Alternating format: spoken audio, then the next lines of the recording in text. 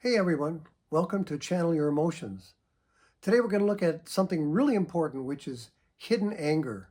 Something we don't like to talk about, but important to talk about. And I'm going to give you 5 specific, clear indicators of hidden anger in yourself or someone else that you can easily identify. As a psychotherapist for many years, I think this is really critical to relationships. So let's get going with those 5. And they are when somebody yells, swears, calls names, gives the hidden cold shoulder, or uses physical aggression. And we're going to talk about all 5 of those right now so you can identify it in yourself or others. Number 1 is swearing.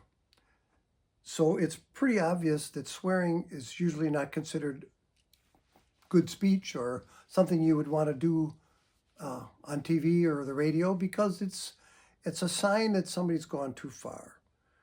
They're not just passive, they're not just assertive, but it's aggressive language. So any kind of swearing that somebody uses out loud around you, I'll say in anger. There are some times when guys are really having fun or somebody's really, they may swear. And it doesn't necessarily mean they're angry, but many times it does. I guess sometimes it's a little hard to try to define the exact differences, but swearing in anger is a very firm sign that somebody is angry. And if you are a person who's loving an angry person, it's important for you to know this and recognize it for what it is, because oftentimes we try to minimize it and deny that we're angry when we do that. But actually, it is a sign that typically we're getting aggressive in our language. The second thing is, when somebody yells. And that means, screaming at somebody, hollering at somebody, raising your voice. But it's not only raising your voice. I'll give you a good example of that. I started my career as a social worker, and I was at a house in a little town in northern Wisconsin. And I was there with this family because the 14-year-old girl was running away from home. So I sat in their dining room with the mom and dad and 3 kids, including this girl. And while we were talking, she kept saying, "My dad's yelling at me all the time." And I was sitting next to him, and he started to defend himself and said, "No, I'm not. I'm not yelling at you. I'm just trying to get you to understand something." And he's going on. And finally, I turned to him and say, "Hey, you're scaring me." It sounds like yelling to me.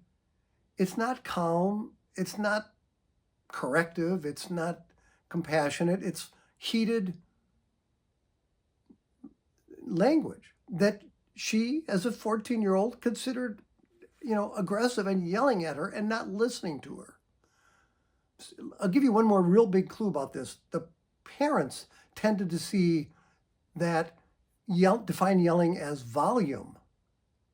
She and many other people define it as mood or intent or intensity. So he wasn't doing great volume yelling. He was talking at a normal volume, but it was lecturing her, hollering at her. And I saw it right away. We all laughed about that. It was a good story and it broke the ice. And he was able to hear that maybe what she called yelling, he should start to recognize as maybe aggressive language that shows his inner frustration or anger. Okay, so the yelling like that is not helpful. The third thing is name calling. Okay, when we're calling names, it typically means we're either really not very thoughtful about that at all, and so therefore not thinking much about the impact of what we say on the person we're saying it to, or we're just kind of angry and lumping them into a group, like calling somebody stupid or an idiot or dumb or a jerk. Those are labels. We're labeling someone rather than describing them. Okay, and so when you start to do that and you call somebody a name, they're going to feel that that's kind of intimidating and frustrating for them because it's not conscious, compassionate, normal, or instructive speech. It's a sign of aggression and some hidden anger. I'm not saying rage. I'm not saying person can't control themselves, but I'm saying that there's some anger going on there when you start name calling. So if you see that in yourself, check yourself and edit those words. And you can even say, "What? Okay, sorry. I'm really frustrated with you and didn't mean to call you a jerk. That wasn't cool." And if you see someone around you that you love is using the name calling, you can recognize that there's probably some anger going on in there. And they may not admit it or see it themselves. Okay? The fourth thing is kind of the opposite of language. It's a lack of language where we give the cold shoulder. We don't talk. We refuse to talk. That's usually a sign of anger or maybe fear. Many times the cold shoulder comes when we just feel like we've tried everything and we can't communicate, so we just stop talking. And I understand that that can happen in a relationship, but it's not healthy, and it's often got some anger underneath it. That's for sure. And the last thing is physical aggression is truly a sign of anger. Whether it's aggression towards somebody else or towards yourself in the form of self-harm or towards nobody in the room but around them. In other words, if you are frustrated and you throw a hammer or you throw a screwdriver or you take a stack of papers and you slam them down on the desk or you slam the door or you kick the door, those are physical acts that show that you're frustrated, angry, upset beyond a healthy level. And that's intimidating to people around you. So when you do that, you're showing your anger even when you don't maybe think you are, or you think you don't care because you have a right to be.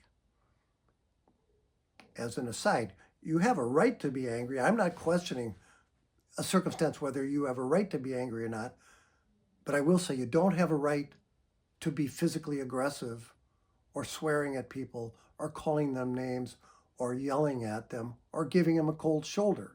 We have to try to find better ways to express our anger, whether it's valid anger or not. Again, as a therapist, I've never said you don't have a right to be angry.